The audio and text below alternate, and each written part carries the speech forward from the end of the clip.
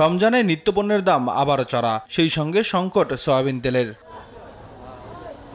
এমন পরিস্থিতিতে অভিযানে নেমেছে জাতীয় ভোক্তা অধিকার সংরক্ষণ অধিদপ্তর। বুধবার সকালে বনানী কাঁচাবাজারে চলে অভিযান।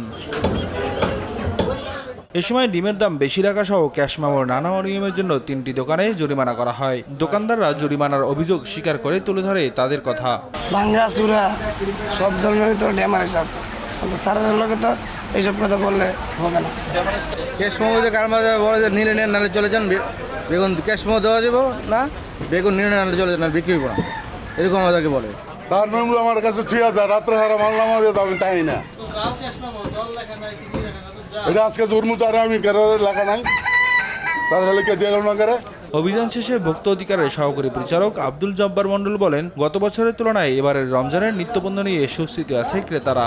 মোটামুটি একটা পর্যায়ে তেল কি সরবরাহ স্বাভাবিক হয়েছে, এখন তেলের আর ক্রাইসিস আমরা দেখতে পাচ্ছি না। একই সাথে শাকসবজি সহ অন্যান্য যে নিত্য প্রয়োজনীয় পণ্য রয়েছে সেগুলোর পর্যাপ্ত সরবরাহ আমরা খেয়াল করলাম, কোনো ক্রাইসিস আমরা দেখতে পাইনি। এইবারে রমজানে ভোক্তারা স্বস্তিতে আছেন, সব কিছু পণ্যের মূল্য তাদের নাগালের ভিতরে রয়েছে, এই জন্য আমাদের কিছুটা ভালো লাগছে। নিত্যপণ্যের বাজার মনিটরিংয়ে অভিযান অব্যাহত থাকবে বলেও জানান তিনি। নিয়াজ মুর্শিদ, দেশ টিভি, ঢাকা।